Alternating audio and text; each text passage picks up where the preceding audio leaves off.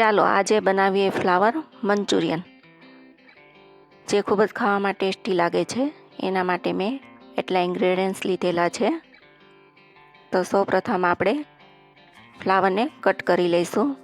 ફ્લાવરને cut કરવા માટે એક એક ફૂલ કાપી અને એમની વધારાની જે ડંડી હોય એ કટ કરી અને આ રીતે નાના નાના ભાગમાં ટુકડા કરી લેવાના છે. ડંડીનો ભાગ થોડોક રહેવો જોઈએ, નહીં તો ફ્લાવર એકદમ છૂટું પડી જશે. પછી એમાં મીઠું એડ કરી અને સરસ રીતે આપણે ધોઈ લેશું.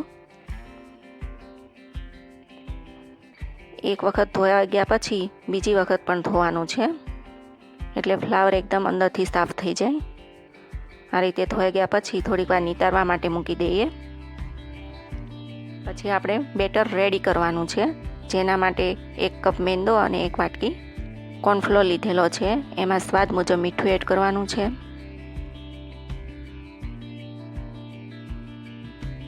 એક ચમચી મરી પાવડર એડ કરવાનો છે અને 1.5 ચમચી લાલ મરચું પાવડર એડ કરવાનું છે.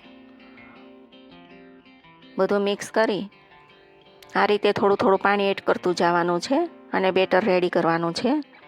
એકહારે બધું પાણી નથી ઉમેરી દેવાનું, નહીંતર ગઠ્ઠા થઈ જશે. થોડું થોડું પાણી ઉમેરી અને આ રીતનું બેટર આપણે રેડી કરી લેવાનું છે.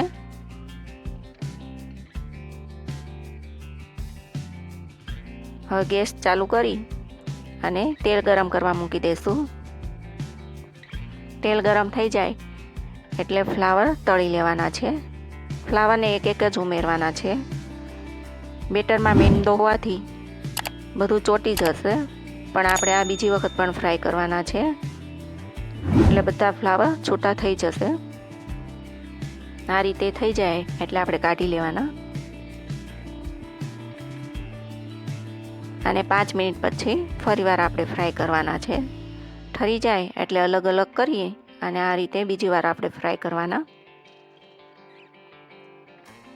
સતત હલાવ્યા કરવાનું છે અને ગેસની ફ્લેમ ફૂલ રાખવાની છે, જેનાથી ઉપરથી એકદમ ક્રિસ્પી બનશે. આ રીતે થઈ જાય એટલે પ્લેટમાં કાઢી લેવાના છે. હવે ગેસ ચાલુ કરી અને 1 ટેબલસ્પૂન ઓઇલ એડ કરવાનું. ઓઇલ ગરમ થઈ જાય એટલે એક ડુંગળી એડ કરવાની છે.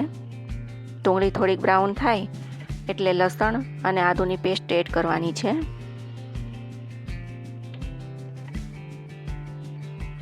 એ સંતળાઈ જાય એટલે એની અંદર કોબી એડ કરી દેવાની છે અને શિમલા મરચાં એડ કરવાના છે. વેજીટેબલ્સને થોડા ક્રિસ્પી રહે એ રીતે જ રાખવાના છે, વધારે કૂક નથી કરવાના. પછી લસણ અને કોથમીરની ડંડી એડ કરવાની છે અને લાલ મરચું પાવડર, ધાણા જીરું પાવડર અને સ્વાદ મુજબ મીઠું એડ કરવાનું છે. એને હલાવી અને હવે આપણે સોસ કરી દઈએ અંદર.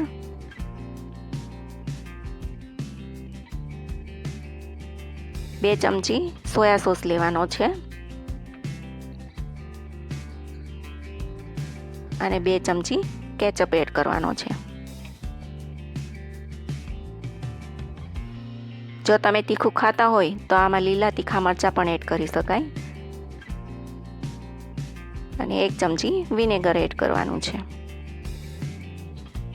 બધા સોસ થઈ જાય એટલે હલાવી લેવાનું અને અડધો ગ્લાસ જેટલું પાણી એડ કરવાનું છે.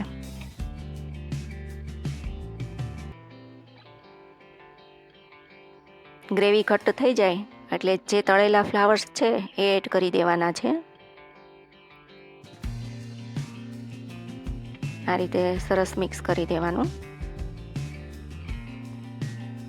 આ મંચુરિયન આપણું બની ગયું છે. એને એક પ્લેટમાં આપણે કાઢી લેશું.